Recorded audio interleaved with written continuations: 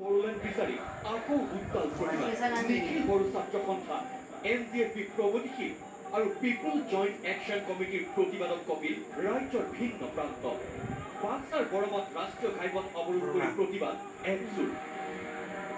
পৃথক বড়োলেণ্ড আৰু অসমৰ বিভিন্ন স্থানত বসবাস কৰা বড়ো লোকসকলৰ সাংবিধানিক মৰ্যাদা প্ৰদানৰ দাবীত জাগিৰোডত পথ অৱৰোধ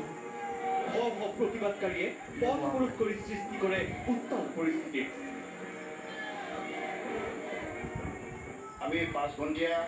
নেশ্যনেল হাইৱে ব্লকেট কাৰ্যসূচী লৈছোঁ তো ইয়াৰ দ্বাৰা আমি ক'ব বিচাৰিছোঁ যে ভাৰত চৰকাৰ তথা অসম চৰকাৰে আমাৰ যি বড়ো সমস্যা এই বড়ো সমস্যাটো সমাধান কৰাৰ কাৰণে আজিলৈকে কোনো পদক্ষেপ লোৱা নাই কিন্তু আজিৰ তাৰিখত আমি দেখিছোঁ আৰু নৰেন্দ্ৰ মোদীৰ লগত ৰাজনাথ সিঙৰ লগত সৰ্বানন্দ সোণোৱালৰ লগত আমি বহুতবাৰ কথা পাতিছোঁ কথা পতাৰ পিছত কিন্তু তেখেতসকলে যি বড়ো সমস্যা এই সমস্যাটো সমাধান কৰাৰ কাৰণে কোনো পদক্ষেপ লোৱা নাই কোকৰাঝাৰতো উত্তাল প্ৰতিবাদ একজোট পৃথক বড়োলেণ্ডৰ দাবীত দীৰ্ঘ সময় ধৰি পথ অৱৰোধ কৰিলে প্ৰতিবাদকাৰীয়ে আৰু অকল বড়ো ৰাইজে এটা ডিমাণ্ড কৰিছে যে